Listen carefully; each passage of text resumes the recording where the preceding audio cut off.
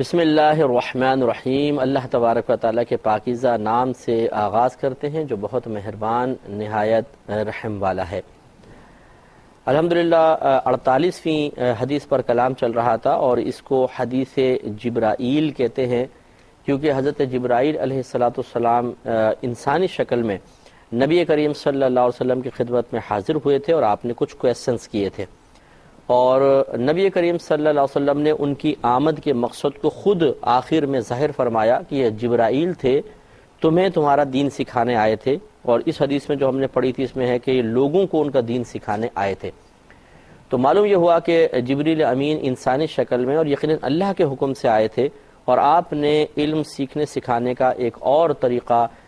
صحابہ کرام تک پہنچایا کہ اگر تمہیں کوئی چیز معلوم ہے لیکن تم یہ چاہتے ہو کہ دوسرے لوگوں تک بھی وہ معلومات پہنچ جائے، تو اس کا ایک طریقہ اور ذریعہ یہ ہے کہ کسی صاحب علم شخصیت سے جو ان لوگوں کے درمیان موجود ہو وہی کویسچن کر لیں۔ جب وہ جواب دیں گے تو جو معلومات آپ کو حاصل ہیں وہ دوسروں تک بھی پہنچ جائیں گے۔ اب جبریل امین نے جو کویسچنز کیے تھے اس پہ کلام کر لیتے ہیں۔ آپ نے پہلا کویسچن کیا تھا کہ مل ایمان، ایمان کیا ہے؟ اس پہ کلام ہو چکا ہے کہ ایمان اصل میں یقین کا نام ہے، ایک قلبی کیفیت کو ایمان کہتے ہیں، یعنی نبی کریم صلی اللہ علیہ وسلم اللہ تبارک و تعالیٰ کی جانب سے جو کچھ لے کر آئے اس کے حق اور سچ ہونے کے یقین کو ایمان کہا جاتا ہے۔ یہاں پہ نبی کریم صلی اللہ علیہ وسلم نے جواب یہ دیا کہ ان چیزوں پر یقین اگر حاصل ہے تو اس کو ایمان سے تعبیر کر دیا جائے گا۔ پہلا فرق فرمایا کہ تم اللہ تعالیٰ پر ایمان لاؤ، اس کے فرشتوں پر، اس کی ملاقات، اس کے رسول اور اٹھنے پر ایمان لاؤ، آخرت میں جو اٹھایا جائے گا اس پر ایمان لاؤ۔ تو گویا کہ یہ ہمارے بنیادی عقائد ہیں جن کا یقین حاصل کرنا انتہائی ضروری ہے۔ پہلی چیز یہ کہ ہمیں یہ یقین ہو کہ اللہ تبارک و تعالی ہے، جسے فرمایا کہ تم اللہ پر ایمان لاؤ۔ اللہ پر ایمان لانے کا مطلب صرف یہ نہیں کہ ہم کہیں جی اللہ ہے بس ٹھیک ہے، بلکہ جیسا اس کی ذات اور صفات سے متعلق عقیدہ ایک مسلمان کو رکھنا چاہیے، یہاں پہ اسی کی طرف اشارہ ہے کہ مسلمان اللہ تبارک و تعالیٰ پر ایمان رکھے، یعنی جیسے اس کی ذات اور صفات کے لیے عقائد ہونے چاہیے ویسے وہ عقیدے اپنے قائم کرے۔ لہٰذا بنیادی عقائد یہی ہیں کہ ہم یہ کہیں کہ اللہ تبارک و تعالیٰ اس کائنات میں ہے، جگہ کا تعین نہ کریں اس جگہ ہے اس جگہ ہے ہر جگہ ہے آسمان پر ہے، یہ سب غلط ہے، علماء اسلام نے اس کا رد کیا ہے۔ ہم یہ کہیں گے کہ اللہ تبارک و تعالی ہے اور اپنے علم اور قدرت کے اعتبار سے پوری کائنات کو گھیرے ہوئے ہے، ذرے ذرے کو گھیرے ہوئے ہے۔ اپنے علم کے اعتبار سے گھیرنے کا مطلب یہ ہے کہ اس کو ایک ایک چیز کا علم ہے، کسی چیز سے وہ جاہل نہیں ہے، کوئی چیز اس سے مجہول نہیں ہے۔ اور دوسرا اپنی قدرت کے اعتبار سے گھیرنے کا مطلب یہ ہے کہ اللہ تبارک و تعالی ہر چیز میں جب چاہے جیسا چاہے تصرف کرنے پر قدرت رکھتا ہے، جس کو چاہے زندہ کر دے، جس کو چاہے مار دے، کسی کو بڑا کر دے، چھوٹا کر دے، فنا کر دے، مٹا دے، سب پہ اللہ تعالیٰ کو ہر وقت قدرت حاصل ہے۔ کوئی ذرہ اس کی گرفت سے، اس کی پکڑ سے، اس کے تصرف سے باہر نہیں ہے۔ بس یہ اللہ تبارک و تعالیٰ کے بارے میں ایک بنیادی تصور تو ہمیں رکھنا ہی چاہیے۔ اس کے علاوہ پھر یہ عقائد کہ وہ خالق ہے، مالک ہے، وہ نہ کسی کی اولاد ہے، نہ اس کی کوئی اولاد ہے، اس کی بیوی نہیں، اس کے ماں باپ نہیں، بے نیاز ہے، وہ نہ کھاتا ہے، نہ پیتا ہے، نہ سوتا ہے، نہ اونگتا ہے، وہ غافل نہیں ہوتا، بندوں پہ ظلم نہیں کرتا ہے۔ تو یہ تمام چیزیں جو ہیں یہ ایمانیات سے تعلق رکھتی ہیں، جو اللہ تعالیٰ کی ذات اور صفات سے متعلق ایمانیات ہیں، ان کو سب کو ذہن میں رکھنا چاہیے۔ اور اگر آپ نے ہمارے پروگرام الفرقان جو ہمارا ایک پروگرام آتا تھا جو اب بند ہو گیا ہے، اس میں بالتفصیل عقائد اسلام پر ہم نے کلام کیا تھا، کہیں سے وہ آپ کو اگر کلپس وغیرہ حاصل ہو جائیں تو ان کو ضرور ملاحظہ کیجیے گا۔ دوسرا سرکار نے فرمایا کہ اس کے فرشتوں پر ایمان یہ بھی ضروری ہے، اور فرشتوں پر ایمان کا مطلب کہ کم از کم یہ ہم یقین رکھیں کہ فرشتے اللہ تعالیٰ کی مخلوق ہیں۔ جو فرشتوں کا انکار کر دے وہ گویا کہ قرآن کا انکار کر رہا ہے،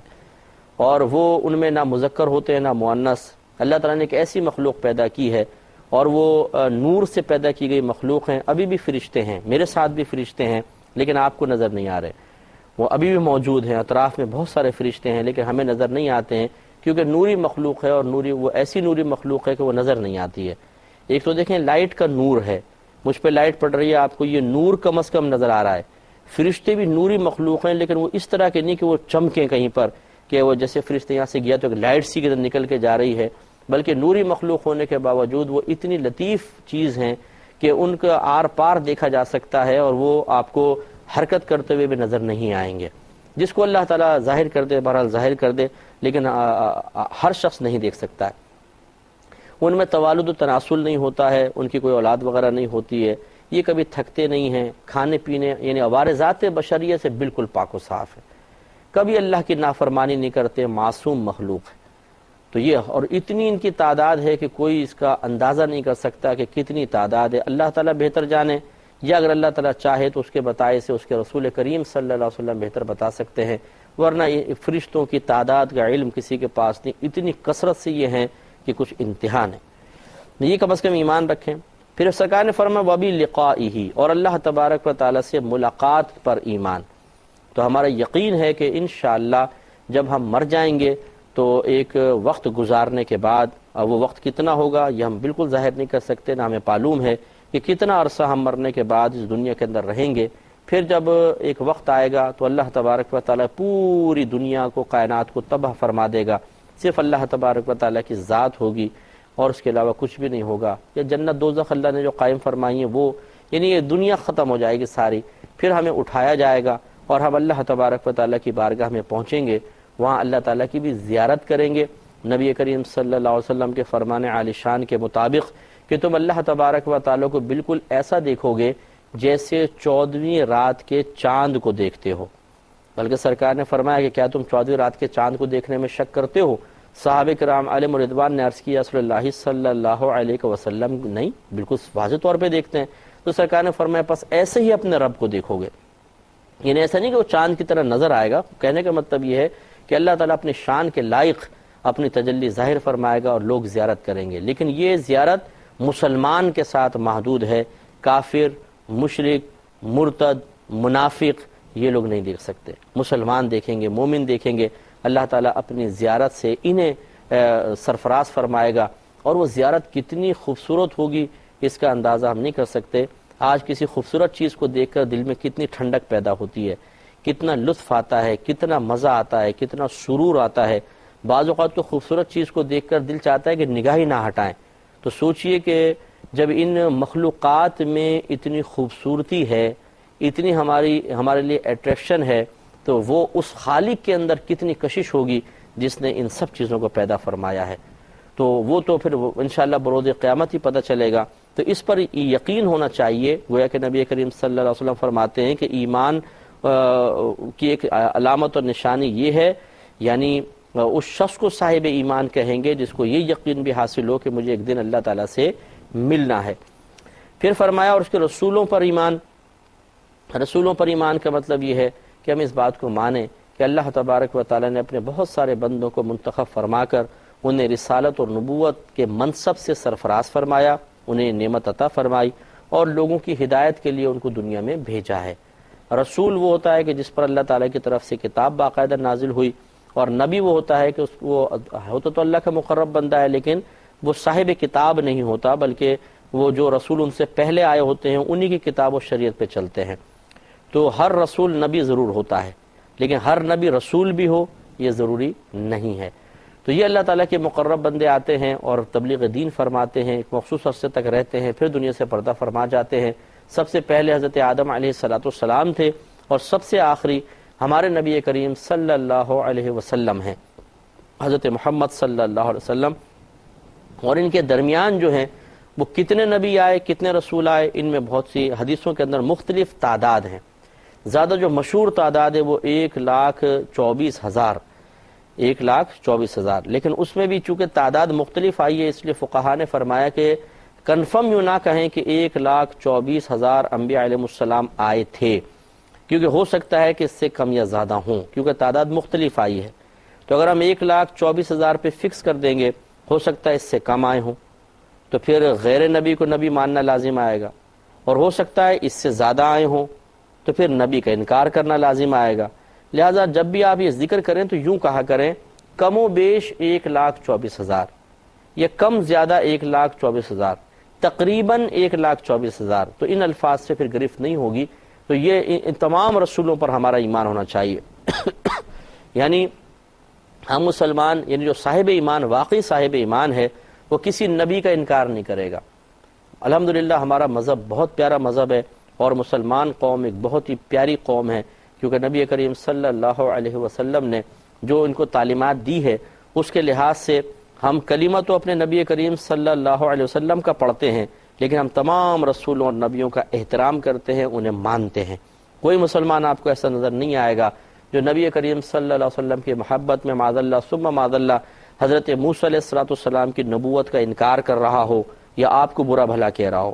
کوئی ایسا مسلمان نظر نہیں آئے گا جو نبی کریم صلی اللہ علیہ وسلم کی محبت میں عقیدت میں حضرت عیسیٰ علیہ السلام کا انکار کر رہا ہو۔ نہیں، ہم ہر نبی کو مانتے ہیں، جتنے بھی نبی ہیں جن کے بارے میں ہمیں معلومات ہیں، جیسے قرآن نے بتایا، حدیث نے بتایا، اور جن کو ہم نہیں جانتے۔ تعداد تو آ گئی لیکن ہمیں سب کے نام تو پتہ ہی نہیں ہے، کسی کو بھی نہیں پتہ، اللہ تعالیٰ کے رسول بہتر جانتے ہیں۔ تو عوام میں سے تو کیونکہ ظاہر ہی نہیں ہوا تو ہمیں کیا پتہ وہ کون، ان کے نام کیا کیا ہیں، لیکن کم از کم تعداد کے اعتبار سے تو ہم یہ کہتے ہیں نا کہ جتنے بھی نبی اور رسول آئے کم و بیش 1,24,000 سب پر ہمارا ایمان ہے، ہم یقین رکھتے ہیں کہ وہ اللہ کے رسول اور نبی ہیں، اور ہم کسی کی گستاخی نہیں کرتے، کسی کو حقیر و کمتر نہیں سمجھتے، سب ہمارے سروں کے تاج ہیں۔ ہاں یہ ضرور ہم مانتے ہیں کہ اللہ تعالیٰ نے خود قرآن عظیم میں ارشاد فرمایا کہ یہ رسول ہیں، اللہ تعالیٰ نے ان میں سے بعض کو بعض پر فضیلت عطا فرمائی ہے۔ اور اسی طرح نبی کریم صلی اللہ علیہ وسلم نے ارشاد فرمایا کہ انا سید الاولین والآخرین، میں پہلے والوں کے بھی سردار ہوں، بعد میں آنے والوں کے بھی سردار ہوں۔ تو گویا کہ سب سے افضل ترین نبی جو ہیں وہ ہمارے نبی کریم صلی اللہ علیہ وسلم ہیں، یہ ضرور ہے، لیکن دوسروں کا مفضول ہونا ذکر کرتے ہوئے ہم خدا نہ خواستہ ان کے لیے کوئی توہین یا تحقیر کے الفاظ ادا نہیں کرتے ہیں۔ سب ہمارے سر آنکھوں پر، کوئی امتی چاہے کسی بھی امت میں ہو کسی بھی نبی سے آگے نہیں بڑھ سکتا۔ ہمارے یہ مسلمہ اصول ہے، علماء اسلام اس پر متفق ہیں، اگر کوئی کسی غیر نبی کو نبی سے افضل مانے وہ دائرہ اسلام سے خارج ہو جائے گا۔ تو امید ہے کہ آپ سمجھ گئے ہوں گے جو اسلام کو جاننا چاہتے ہیں کہ ہمارا مذہب اسلام کتنا خوبصورت مذہب ہے کہ ہر ایک کا ادب، احترام اور تعظیم سکھاتا ہے۔ اور سرکار نے فرمایا کہ تؤمنا بالبعث، اور تم اس بات پر بھی ایمان رکھو کہ اللہ تعالیٰ ہمیں اٹھائے گا۔ ایک اللہ کی ملاقات پہلے ذکر فرمایا، پھر اٹھانے کا، تو اس کا بیان بھی حدیثوں کے اندر آیا اور قرآن کے اندر بھی ذکر ہے، لیکن حدیثوں میں تفصیل کے ساتھ ہے کہ جب سب لوگ مر جائیں گے، پوری دنیا یعنی جب آخری معاملہ ہوگا، دنیا کا اینڈ ہونے لگے گا، تو اس وقت پھر اللہ تبارک و تعالی بچوں کی پیدائش کو روک دے گا اور 40 سال تک کوئی اولاد نہیں ہوگی۔ تو جو سب سے اور پھر قیامت قائم ہوگی، تو جو سب سے چھوٹی عمر کا شخص ہوگا جب قیامت قائم ہوگی وہ 40 سال کا ہوگا، سب سے چھوٹی عمر والا، بڑی عمریں پہ اور بھی ہو سکتی ہیں۔ اور یہ یاد رکھیں کہ اس وقت سارے دنیا میں کافر ہوں گے، مسلمان کوئی بھی نہیں ہوگا۔ حضرت عیسیٰ علیہ السلام، حضرت امام مہدی رضی اللہ تعالی عنہ قرب قیامت کے وقت تشریف لائیں گے، تبلیغ دین فرمائیں گے، دجال کو ہلاک کریں گے، یاجوج ماجوج ہلاک ہوں گے، اس کے بعد تبلیغ ہوگی اور جتنے بھی جہاد ہوں گے باقاعدہ، جتنے کفار ہیں سب ختم ہو جائیں گے، سب مسلمان ہوں گے، روئے زمین پر سب مسلمان ہوں گے۔ لیکن پھر جب یہ نفوس قدسیہ دنیا سے پردہ فرمائیں گے، پھر آہستہ آہستہ آہستہ بگاڑ پیدا ہوگا، پھر بگاڑ بڑھتا جائے گا، مسلمان فوت ہوتے رہیں گے، کافر بڑھتے رہیں گے، حتیٰ کہ ایک وقت ایسا آئے گا زمین پر اللہ کا نام لینے والا کوئی بھی نہیں رہے گا۔ جب یہ صورتحال آ جائے گی، یعنی نام لینے والا بحیثیت مسلمان کے نام لینے والا کوئی بھی نہیں رہے گا، اس وقت پھر بچے بند ہوں گے اور 40 سال تک کسی کے ہاں کوئی بچہ پیدا نہیں ہوگا۔ اور پھر 40 سال کے بعد جب چھوٹے سے چھوٹا شخص 40 سال کا ہوگا، اس سے چھوٹی عمر کا کوئی بھی نہیں ہوگا، تو اللہ تعالیٰ کی طرف سے حضرت اسرافیل علیہ السلام سور پھونکیں گے، یوں سمجھ لیں یہ سینگ کی طرح، پیچھے سے پتلا آگے سے یوں موٹا، اور اس میں پھونک ماریں گے تو ایسی آواز ہوگی کہ سب اس کی دہشت سے ختم ہو جائیں گے، سب کے سب ختم ہو جائیں گے، اور زمین آسمان سب تباہ ہو جائیں گے، اور بالکل جتنے سیارے آپس میں ٹکرا جائیں گے، جو ہزاروں میل فی گھنٹے کی رفتار سے اس وقت سفر کر رہے ہیں، وہ سب ایک دوسرے سے ٹکرائیں گے دھماکے کے ساتھ اور سب ختم ہو جائے گا۔ اس کے بعد پھر اللہ تعالیٰ کے حکم سے حضرت اسرافیل علیہ السلام دوبارہ سور پھونکیں گے، پھر انسان اٹھیں گے اور ایسے اگیں گے زمین سے جیسے کہ پودا اگتا ہے۔ آپ نے دیکھا کہ پودا بیج سے نکلتا ہے، کیسے خوشنما پودا نکلتا ہے، بن جاتا ہے، ایسے ہی ہم مٹی میں مل چکے ہوں گے، ہماری ہڈیاں بھی ریزہ ریزہ ہو گئی ہوں گی، لیکن اللہ تبارک و تعالیٰ کی طرف سے ایک قدرت عظیمہ کا اظہار ہوگا جو منظر دیکھنے سے تعلق رکھتا ہوگا کہ زمین مٹی کے اندر سے ایک دم یوں جڑے گی، مٹیاں کہیں سے آئیں گی، ایک انسان کا جو کچھ جسم کے اعضاء ہیں، اور یہ پاؤں بنا، گھٹنے بنے، پھر یہ جسم بنا، کھڑا ہو جائے گا آدمی۔ اس طرح ہزاروں لوگ، کوئی یہاں سے اٹھ رہا ہے، کوئی وہاں سے اٹھ رہا ہے، کوئی وہاں سے اٹھ رہا ہے، اور پھر سب کے سب ہم اللہ کی بارگاہ میں پہنچیں گے۔ وہ منظر بڑا قابل دید ہوگا، اور یہ ہر شخص یہ منظر دیکھے گا،